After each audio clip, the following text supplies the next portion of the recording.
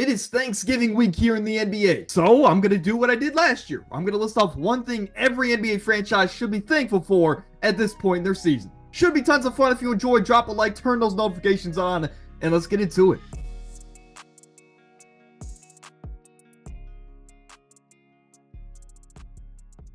Very last thing before we get into it, we're going to go through these relatively quickly, right? So not much explanation, but again, if you want an explanation, of course, let me know in the comments. But let's kick it off here. Boston Celtics, they're no prisoners or no honeymoon mentality. They won it last year, got that monkey off their back, and this year they look better than ever. Let's not forget Kristaps Porzingis is also coming back pretty soon.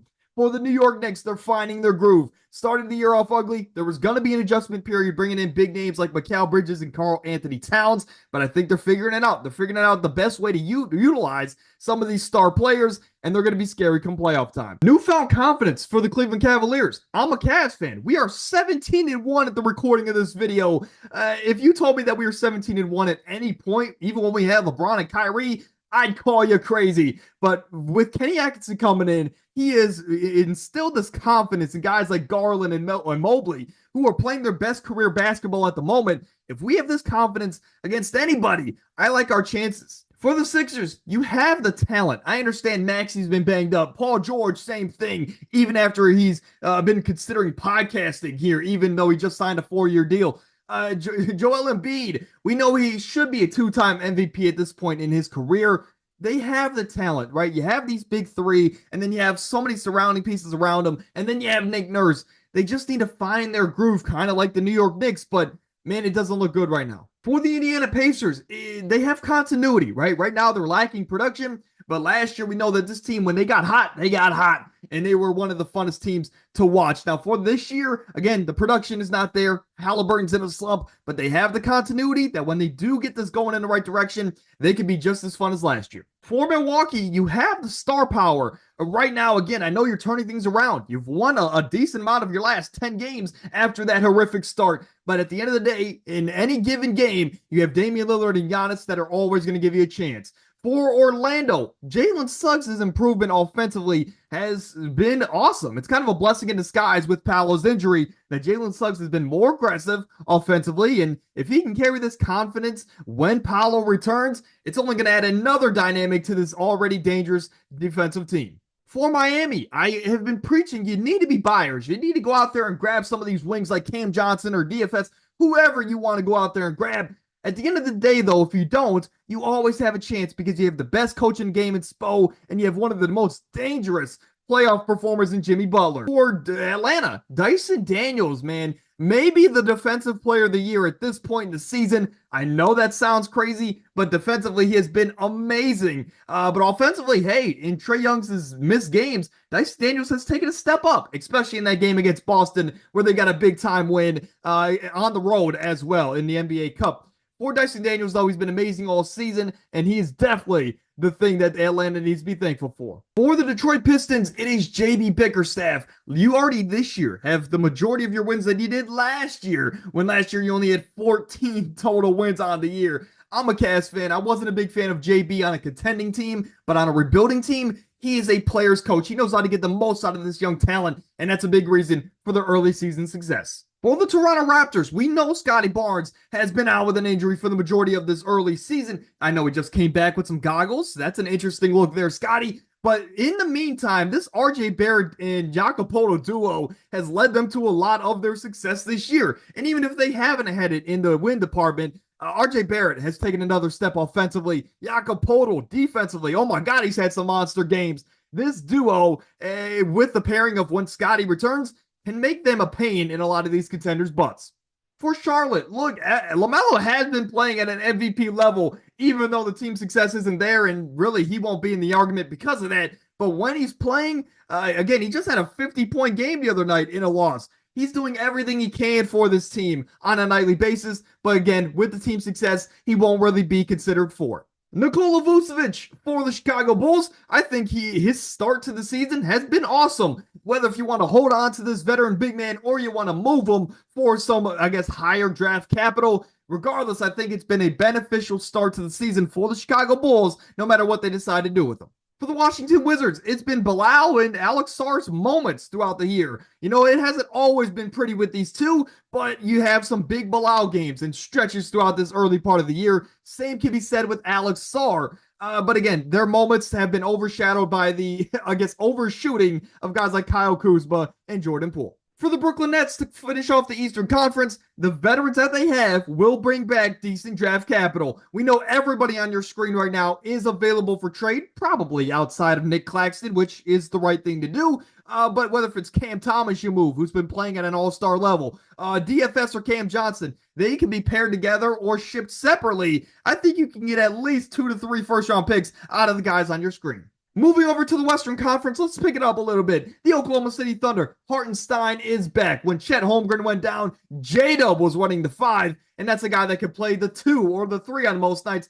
They were undersized, but now they have a much-needed big man back, and Hartenstein's been playing pretty good. For the Dallas Mavericks, Klay Thompson, he continues to splash. I understand it's been an up and down and then kind of up again season for Klay Thompson, but when we know, at the bare minimum, we know the threat is always there, and defenses are always going to have to treat him like he was still an elite splash brother. So Klay Thompson, much needed spacing for this Mavericks team, and I think defensively, he's been better than expected.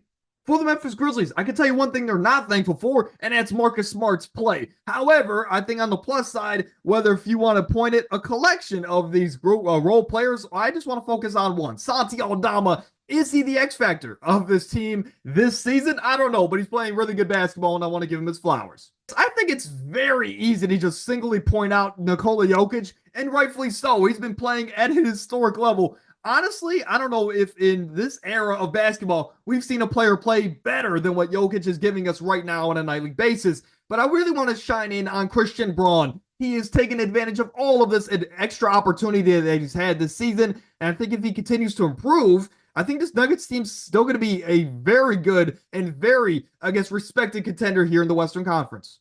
For the Minnesota Timberwolves, I think it's Ant's willingness to shoot the 3 ball, and he's doing it at an extremely high clip.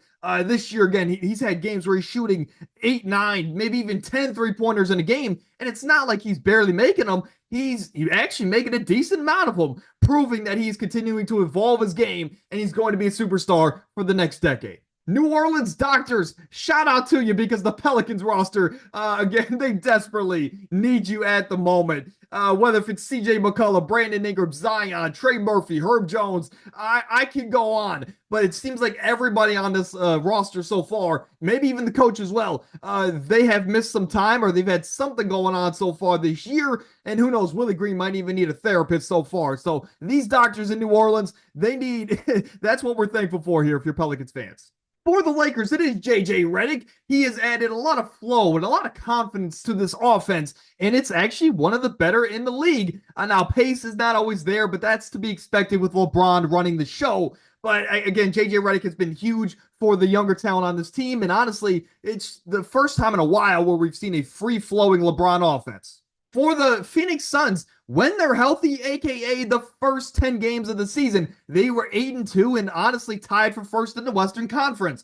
Bud has really implemented his system. As you could tell, it's the same one that he used in Milwaukee, and it is an effective system, especially when you have everybody healthy to take you over the top. It's been a hot take of mine, but honestly, when healthy, I think they might be the biggest threat to the Oklahoma City Thunder and the Denver Nuggets here in the Western Conference. For the Sacramento Kings, it's been DeMar's fit, I want to say, because DeMar has had, again, when he's been healthy, they've played really, really good, and they've also blown a lot of games that they shouldn't have blown. The Sacramento Kings have definitely been a hot and cold team so far, but I think DeMar's fit has been seamless so far, whether if the win or loss department has been in their favor. There's no surprise here for the Clippers. It is Norman Powell, a guy that before the season had a lot to say about Paul George's departure and, of course, Kawhi Leonard's absence, But, I mean, hey, he's lived up to his words. Norman Powell's averaging over 20 points a game, shooting over 40% from 3 on high volume. He's taking advantage of all of this opportunity here with Paul George now out of town. Things are cooking, and I think they're going in the right direction there in Houston. They are a top 4 seed in the Western Conference at this point in time, and they are not getting enough recognition. But I think they have the perfect mix of veteran players and coaching in Ime Udoka and their younger talent guys like Jalen Green, of course, Amin Thompson, and Alperen Sengun. This is a perfect mix right now. They're playing really good defense. I think they can even play better, especially on the offensive end, but also defensively. This team, I guess the sky's the limit. For the Warriors, you've had an amazing start to the year. And why is that important? Well, on your screen, you see the graphic. When they start 10-2 or better in the Steve Kerr era, they have went to the NBA Finals. They're 3-2 when they've had success like this to start the year. And also, again, they don't have Kevin Durant. But at the end of the day, when you start this good with Steph Curry and with this better core around him, I think he got a shot. For the San Antonio Spurs, it is Victor Wembanyama's impact, but also Keldon Johnson's aggressiveness to start the year. But Wemby and CP3, I think they've been amazing this year. CP3 just getting these young guys in their spots, getting them going, and having a good impact on the game at 39 like he is. And Wemby, of course, he's had that magical 50-point performance, but he's also defensively maybe gotten even better. For the Jazz, it is Walker Kessler's impact. He's playing at an all-NBA defensive level at the moment. And again, protecting the rim, and he's really a one-man army because outside of Kessler, where is the defense there in Utah?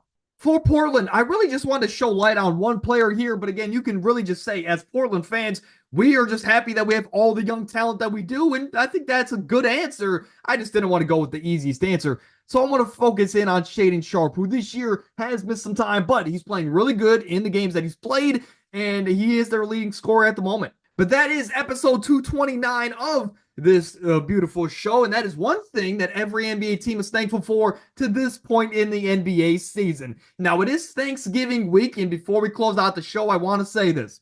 Whether if you're, I guess, celebrating this holiday week with family, friends, or hey, just by yourself, I want you to have fun this week, but be smart. Of course, I can always get hectic here in the States around holiday weekends, but regardless of how you're celebrating or who you're celebrating with, have fun and go enjoy a lot of the sports that we have to offer this week. Again, we're all sports fans if you made it to this part of the show.